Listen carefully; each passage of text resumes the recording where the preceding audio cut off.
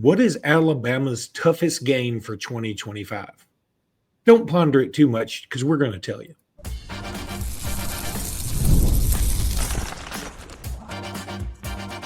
You are Locked On Bama, your daily podcast on the Alabama Crimson Tide, part of the Locked On Podcast Network, your team every day.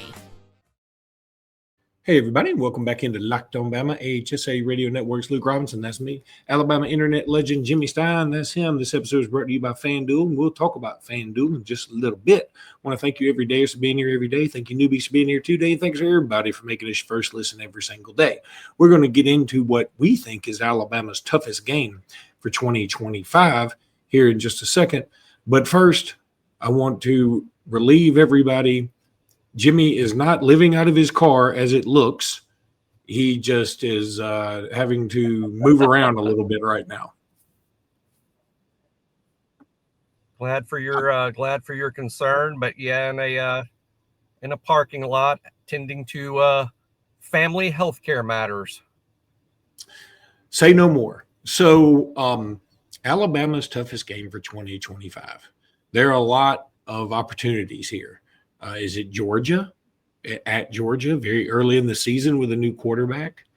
Is it LSU, who some people now are just fawning all over? I mean, they're falling over themselves talking about how awesome LSU is.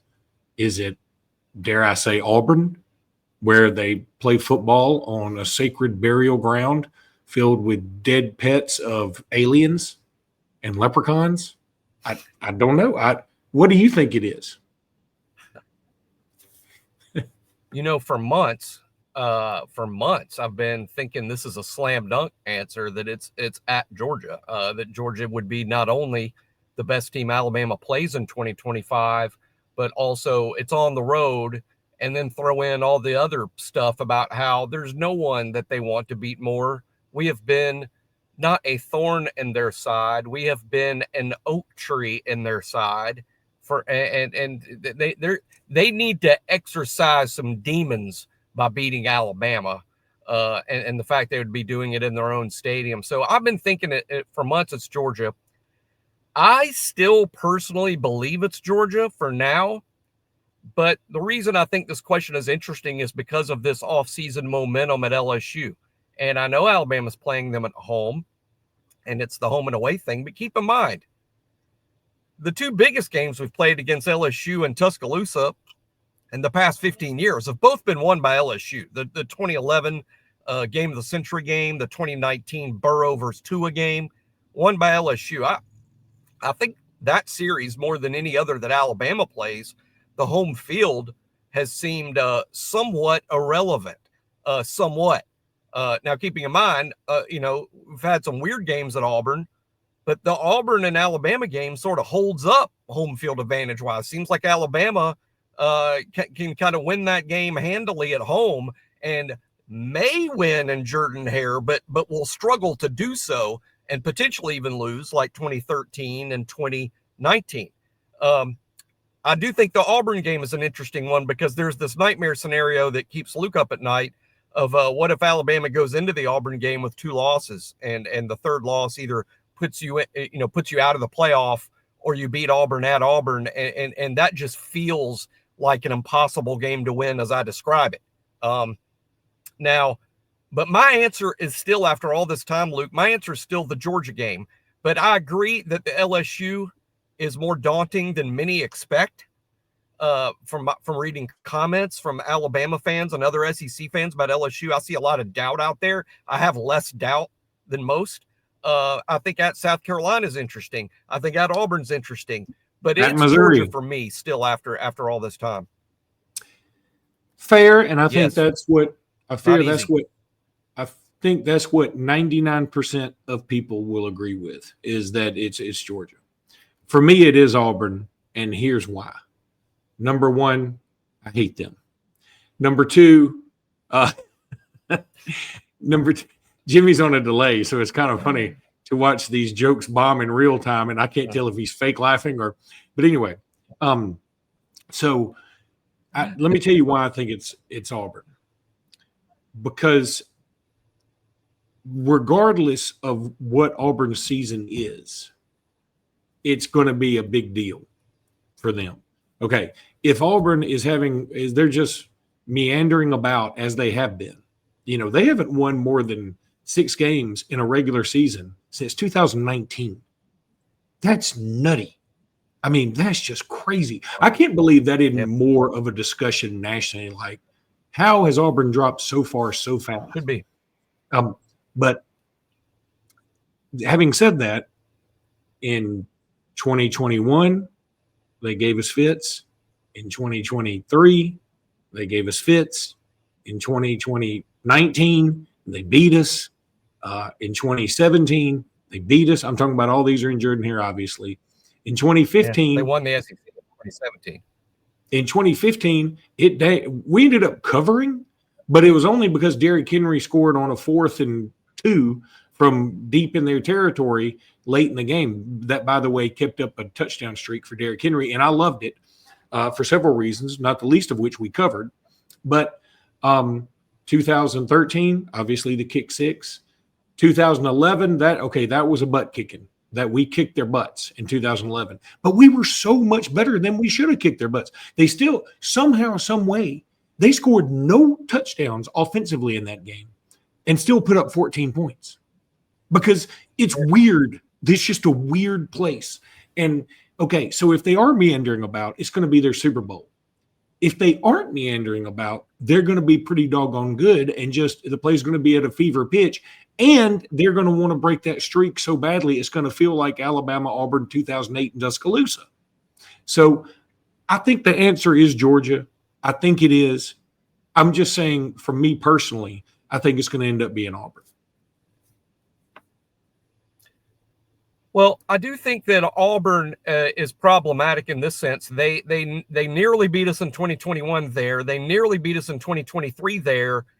And I think this Auburn team is likely to be better than the 2021 Auburn team and the 2023 Auburn team. I think that Auburn is an improving program slightly. I don't think they're improving like a rocket launch. I think they're just getting a little better. And I think that starts with quarterback. And I do think Jackson Arnold is probably going to be more of a winner than Peyton Thorne was because of the dual threat nature of his game. He does have to improve as a passer, but he's got the weapons, outside weapons. They haven't had a receiver core like this. And maybe since I've been following the SEC, I don't know that Auburn's had a wide receiver core any better than the one they have now, adding that Georgia Tech kid to Cam Coleman and Malcolm Simmons and what they already have. So Eric Singleton. I think that I think Auburn's going to be very dangerous, and should Alabama need that win at Auburn to make the playoff field, I don't know that I will be able to eat a meal all week. I'll be so nervous. I will be a long-tailed cat in a room full of rocking chairs. That sounds like something Luke would say, but I'm saying it here. No, I hear you. I'm 100% with you. And again, final word on this is the answer is Georgia, because Georgia has as much or more talent than we have. They're going to be in a fever pitch too. That said, here's the other thing. We've played Georgia twice in Georgia since 2008. Now, granted, that isn't in the large sample size, but both times we beat their brakes off.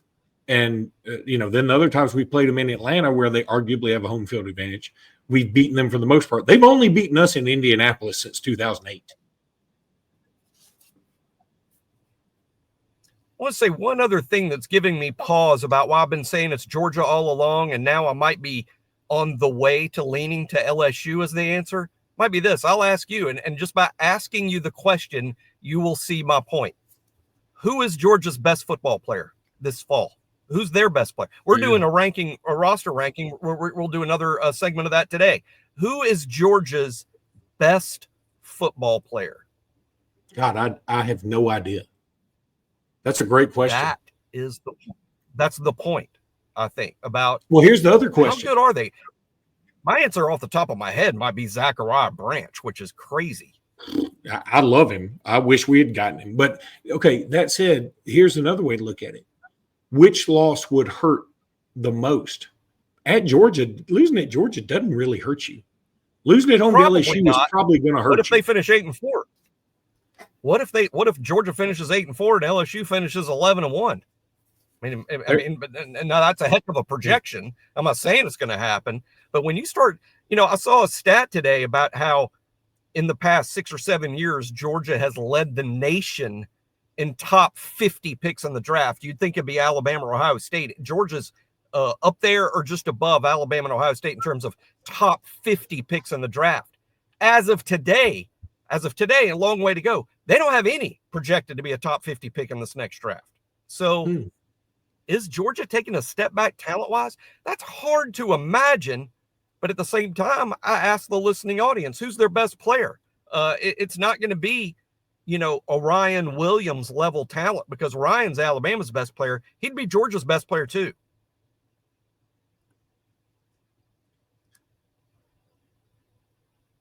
Need to tell everybody about FanDuel now, because FanDuel is the absolute best. Y'all know I love me some FanDuel. The NBA playoffs are in full swing. They're going on tonight and tomorrow night and the night after that. And every night delivers highlight-worthy performances, major momentum shifts, and can't-miss moments. Whether it's a game-winning shot or a breakout player, there's never been a better time to get in on the action. FanDuel makes it easy to stay in the game before tip-off and live in-game stuff.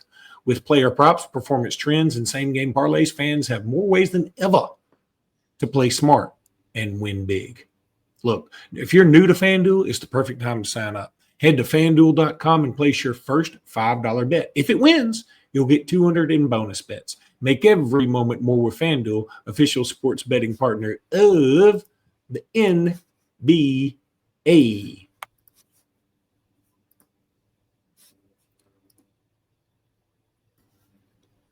We are going to continue with Jimmy Stein's roster countdown here in this second segment. But in the third segment, Jimmy got a little special treat.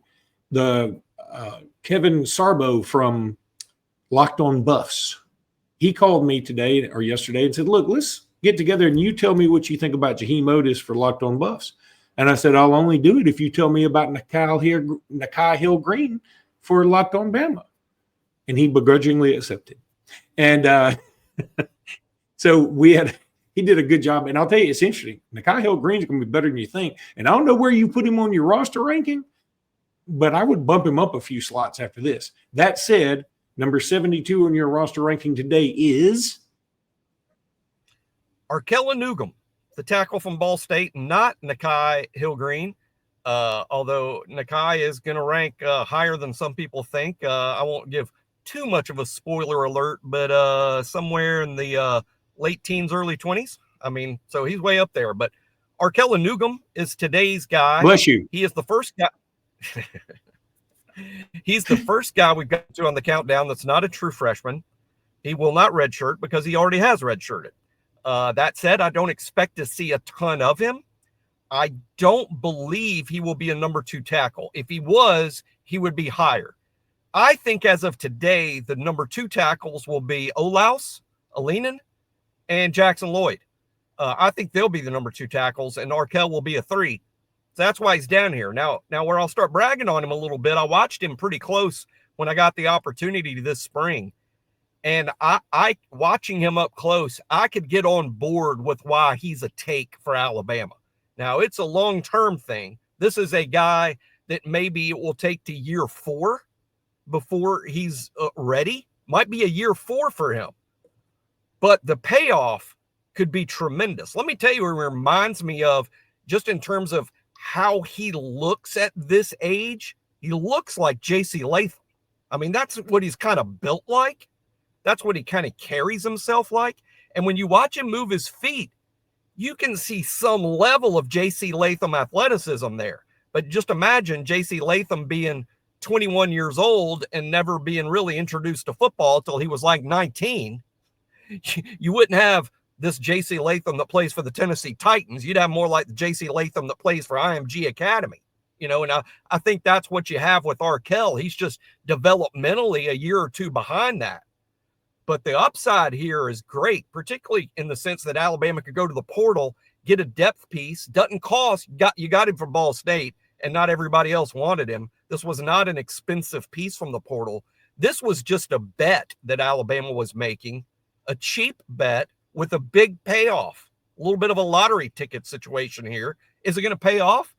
Who knows? Who knows? Maybe not.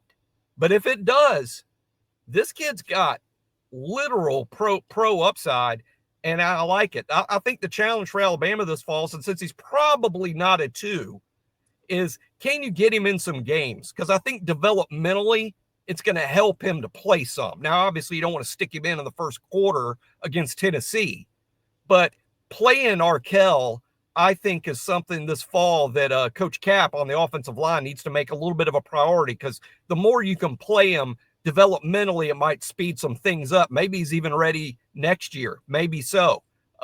So he's interesting. I'm very excited to have him on the team. I hate ranking anybody down here this low, but this ranking is about the best players on the team this fall, and he's not there quite yet. Yeah, I think he's got oodles of potential. I'm excited about him, but I think if you're being realistic, I think it's fair to say you're excited about him, but you're also just being a realist. That's all it is. Yeah. I'm excited about what he might be in 2026 and 2027. Am I excited about him this fall? Probably not. If this was a guy that was ready to play SEC football this fall, he would have been very expensive in the portal. I'm not sure Alabama would have gone after a real pricey guy in the portal this time around, but for the price, he was great. He's a good bet. Yeah, I'm with you on that. And because this is how numbers work, tomorrow Jimmy will give us number 71 on his countdown. But very quickly, we do want to throw in a couple of things. Congrats to the softball team moving on to play Oklahoma. It's going to be an arduous task, Herculean, if you will. But I think this team pretty good. They should have swept Oklahoma this year. They should have swept them. Now, that was in Tuscaloosa, and give Oklahoma credit. They didn't sweep because Oklahoma, had a big 7th inning, I think it was, or 6th inning, one of the two. But don't count Alabama out just yet. I'm counting them out just a little bit, but not all the way. And then the baseball team beat Missouri today. Congratulations to them. They play Tennessee tomorrow. Both teams are 41-15. There's a razor-thin margin between these two teams, if you ask me. And who knows what's going to happen. I would love to see Alabama get a win, because I think if Alabama can go deep in this thing, they could end up hosting. Might just take a win against Tennessee. I mean, I would argue that a win over Tennessee should clinch it, but the NCAA can't just have every SEC team host. All right, we're going to take another break. When we come back, I'm going to have my interview with Kevin Sarbo, Lord willing and the creek don't rise, because I'm not 100% sure what I'm doing here is going to work.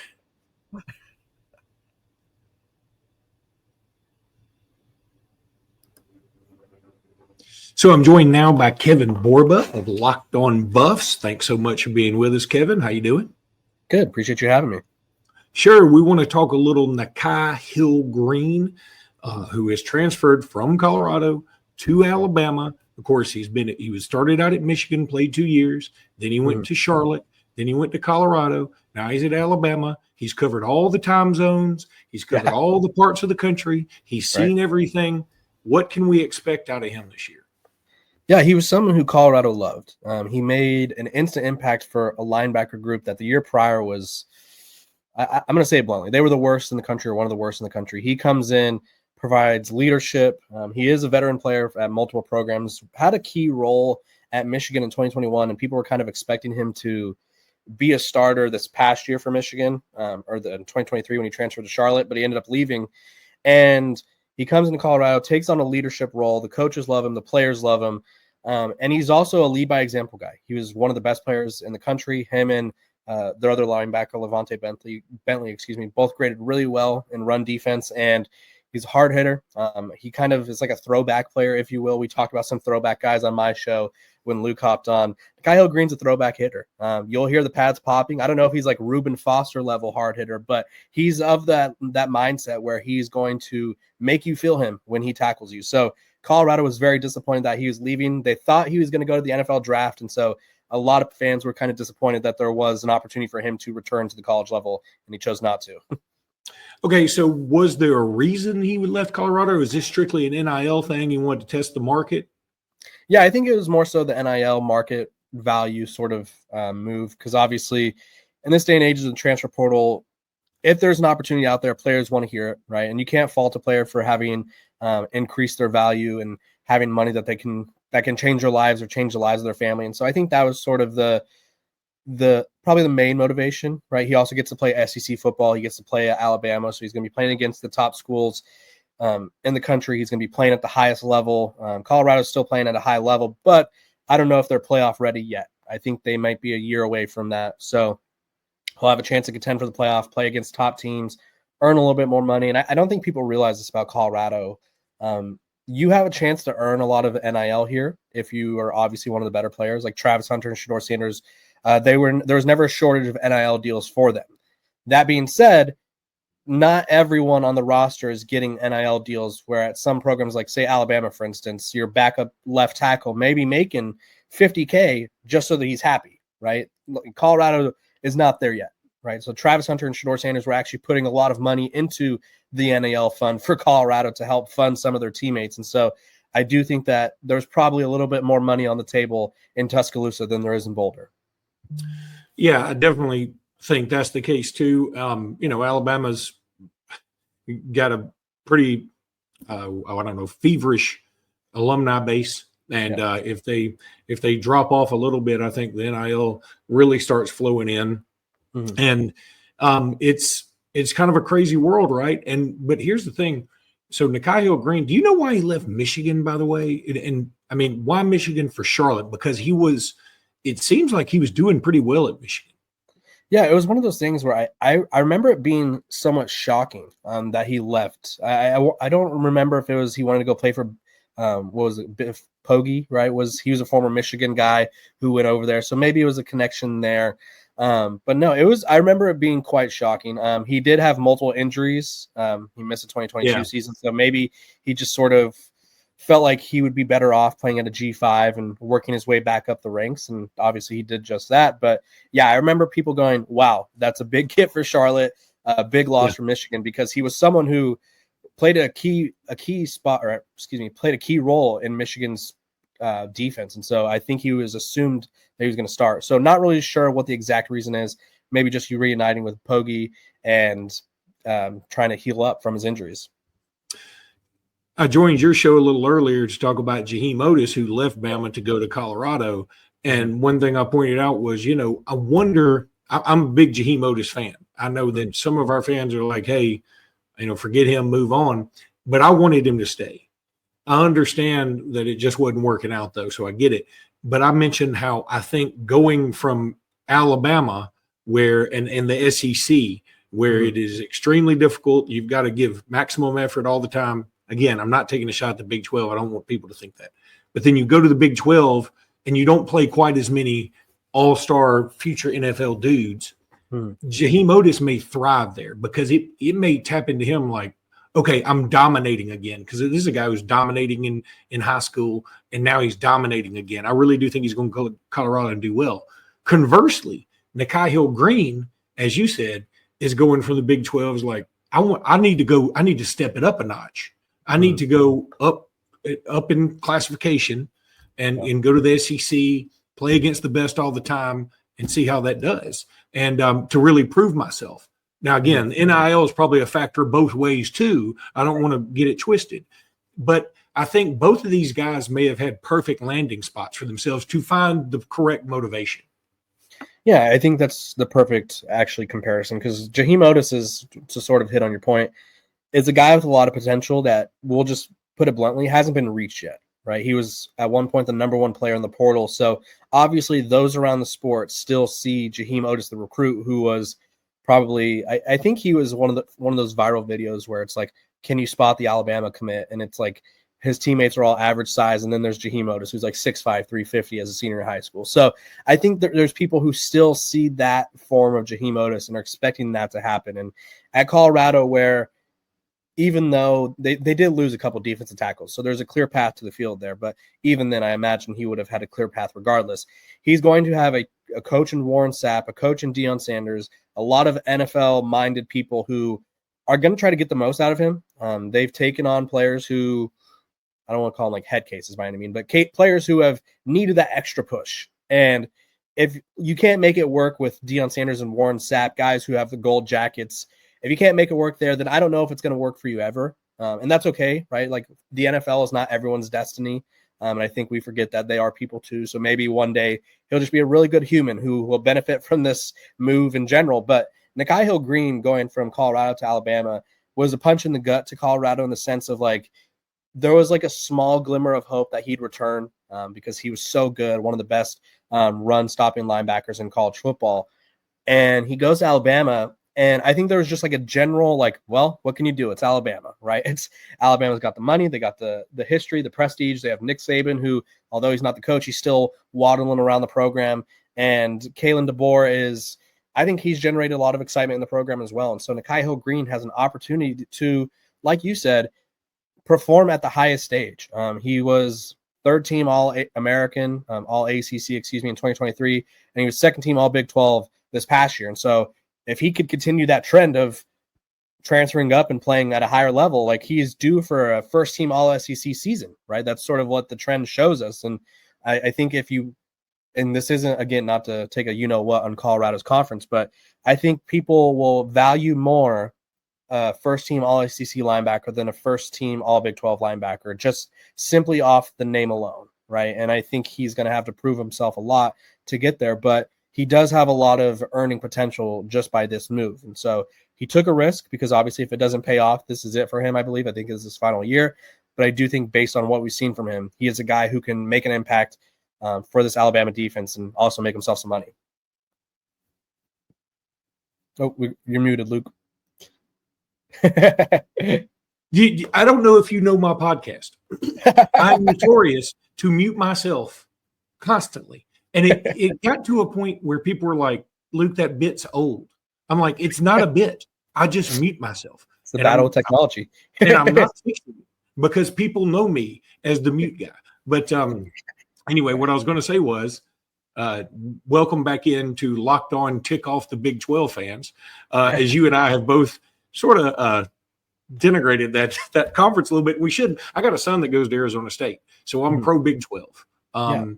And again, I want people to be clear. We're not saying anything that I don't think is insensitive. I mean, I think that we are just being honest that if you, and again, this can be positive for both players. I really do think it's going to work out for them both. I think Jaheim Otis needs to go somewhere, and to tap into his potential, he needs to kick some butt.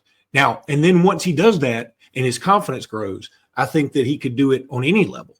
Nakhai Hill Green, I think, needs to go prove himself again because he went from Michigan, which is arguably the biggest stage, to Charlotte, which is not, and then the Big 12, which is a little step up, but now you got to prove it again after some injuries. So I know this. I know Jimmy Stein, my co-host, is very high on Nakhai Hill Green, and we're excited to have him. So, man, Kevin, appreciate you so much. Thanks for diving in and talking about this because, we need all the info we can get, brother. Yeah, and I think you guys got a good one on Nakhai Hill Green. I think you're going to be hearing his name a lot. I think he'll quickly become a fan favorite, and it's one of those things where sometimes when you lose a player in the transfer portal, he's one of those guys that you would cheer for regardless. So I appreciate you hopping on and treat my guy Nakhai Hill Green well. All right, we'll do everything we can, man. Look, I'll give all I can to the NIL, and we'll see where it goes. Yeah. All right, buddy. Thanks for joining us. Yeah, thanks.